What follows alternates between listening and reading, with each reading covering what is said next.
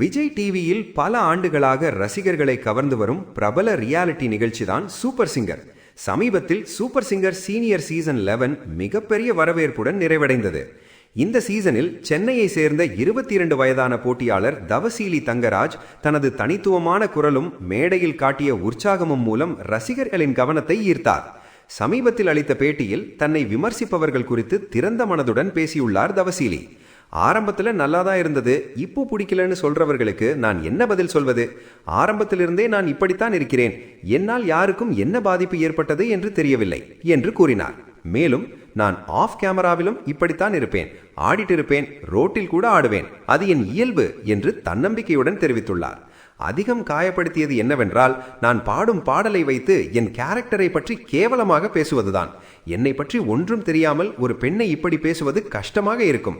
ஆனாலும் இப்போது அதையெல்லாம் கடந்து செல்ல பழகிவிட்டேன் என்று மனம் திறந்தார்.